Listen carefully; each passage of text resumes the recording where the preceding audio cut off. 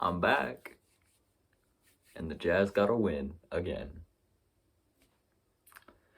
Hey, what did I just say? Hello. Welcome back to where I talk about Jazz basketball and you decide whether you want to agree with what I say or not, or you want to add to what I say or not. I don't know what we're calling this yet, but let's just get right into it. So I'm pretty sure the title is going to be about Jordan Clarkson. This is February 13th or 14th. No, it's the 15th. It's the 15th. It's February 15th. We just beat the 76ers. So I'm going to talk a little bit about the 76ers, and then I'll go into the Jazz. So Ben Simmons scored 42 in a career high. And I hate to say it, but I don't know if we would have won this game if Joel Embiid played. I think this game solidifies how important Joel Embiid is to the 76ers and why he should probably be the MVP right now. Because even without him, they barely lost. Like, they were down to within like 4 points in that final stretch at one point. So Ben Simmons did great, but he can't do it on his own. He didn't get as many assists because he got 42 points, but he got 42 points without shooting 1-3. So that's impressive.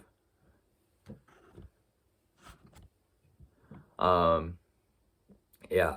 Tobias Harris played really good too. The 76ers are a real contender, and despite our win, they're good. We have to play them one more time, so, and that's going to be with Joel Embiid, and I guarantee it. So, who knows, man? Next game could be different. But let's go into the Jazz portion. So I'm going to start out with the main man, Jordan Clarkson, who scored 40 off the bench, made 8 threes, and just was overall dominant. This game, Jordan Clarkson needed this game. He was on a little bit of a rough stretch in terms of scoring. He needed this game. This game's going to get him right back on track to the 6th man of the year, and I don't see anyone even in the vicinity of him. Literally, no one comes to mind. When I watch I don't just watch the Jazz games. I watch all games. No one comes to mind in terms of 6th man of the year other than Jordan Clarkson. He's just amazing. He can do it all. They used to comment on his defense, but his defense has gotten surprisingly better this year. His offense is better. His 3 ball is better than ever. He can still post fade. One of the best post fading guards I've ever seen. He's just that all-around 3-level scorer, 3-and-D, whatever you want to call him. He can do it all. He's just that all-around superstar. I said superstar, yep. Donovan played good. Missed a lot of shots. Again, shot under 40%. Not under 40%. Around the 40% mark. And he was all right. He definitely helped us stay in the game, though. Without his contribution, we would have lost. But that goes back to Clarkson. One guy I do want to talk about a lot is Bogey. I don't think I saw him make 1 3. He was like 0 for 6 or 7. I haven't checked the box scores, so I might be wrong. I should have checked the box scores, but I didn't because I'm lazy. But I didn't see him make a single 3. He had so many great looks. I just couldn't knock him down. You know, like, it's not that he wasn't getting looks. He was getting looks. He just couldn't knock him down.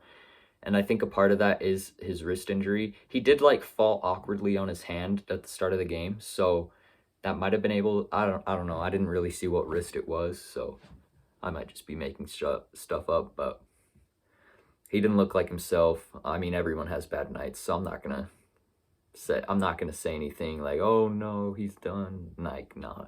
Everyone has bad nights. I think this is just a rough night for Bogey in general. Just couldn't get it going. That's it. He did really good, like post fading though, like going into the paint and backing people down. He did good.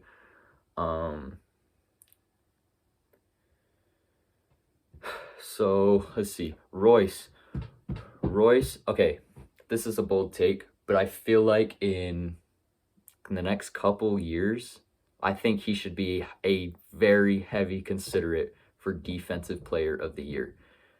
And yeah, I know, that's shocking to feel like someone could be better at defense than Gobert on our team. Right now, he's not, but I'm saying in the near future, he definitely could be. Got 3 steals last game, got another 3 this game. And he knocked down threes in the final stretch, which was huge. We need Royce to be that guy that we can get a bucket on if the shot clock's running low and Mitchell can't get opened or something like that. We need guys like that. And we have Bogey, but he was off. Clarkson was off the court for the last 4 or 5 minutes of the game. So we need someone, and he provided. And that's a huge reason we won this game. But his defense is just phenomenal. I don't know. He didn't start out on Simmons. Mitchell started out on Simmons, and he finished on Simmons. It didn't matter. Simmons was already hot. I don't know why we didn't start putting Royce on Simmons at first, because it puzzled me. I know Royce is like 6'5", 6'6". He's shorter than Ben by about half a foot, but still, I think you got to put your best defender. I mean, Gobert is our best defender, but he's got to guard the entire paint. He can't play man-to-man defense. That's not what he does. He's our zone, like our paint guy. Same with Favors. Favors can guard out, but it's better if we have someone in that zone of the paint.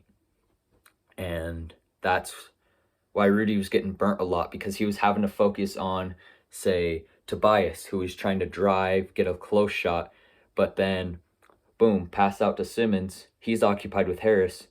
Simmons blows by Ingles, Mitchell, whoever. Gobert can't get there. That's why we need Royce on him. He will not blow by Royce. No one blows by Royce.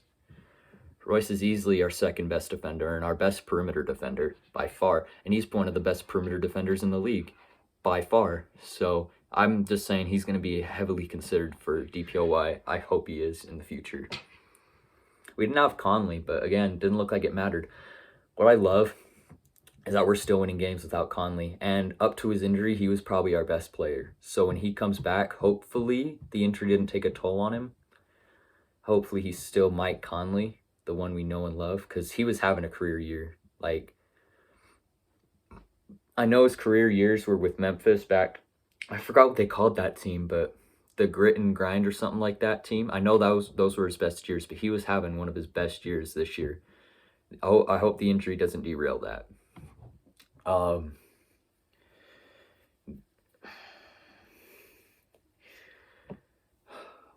Clarkson, again, just a magnificent.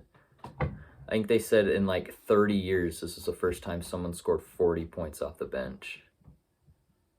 And I think he got the record for most threes made in Jazz history in one game. So good for him. Shout out to Jordan Clarkson, of course.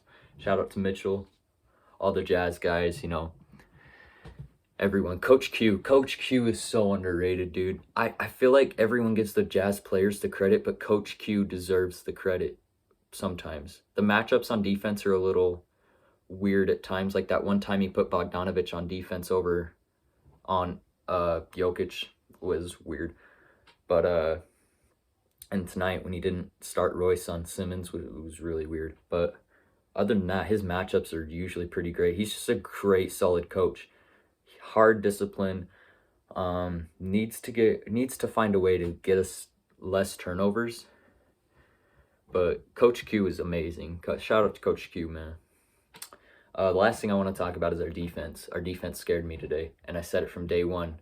The only thing about this team that scares me is our defense, and I know we're top 5 in defense technically, but on the court it just doesn't look like it. We cannot give up 40 points in the first quarter and call ourselves a good defensive team. Like, we can't. I feel like we've been more of an offensive team than defensive team since Jordan Clarkson got here, which is fine, but 40 points in the first quarter is not it, Chief. We can't allow teams like the Lakers or like the Clippers or I don't know how, like the Nuggets. We can't allow those teams to score 40, or if they do, then we're in trouble.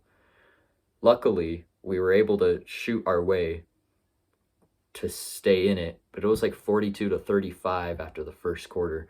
So we were able to stay in it with our shooting, but what if we play a good defensive team that also can shoot, like a 3-and-D type team, we are done for. Like the Lakers. We are done for. Done. We're not beating that kind of team. We got to play better defense. But the stats say otherwise, but I watch the games. Defense worries me a little bit. I don't think Royce being our only decent perimeter defender can cut it. And I know what you're going to say. Mitchell Mitchell was a good perimeter defender, but not so much anymore. He's just not on the perimeter. He's just not on the best of the defensive side anymore, you know? It's all right, though. Got to win. I think we're 7 in a row, maybe 8. I don't remember. But best record still. Hopefully we can keep it going. Take note. See ya.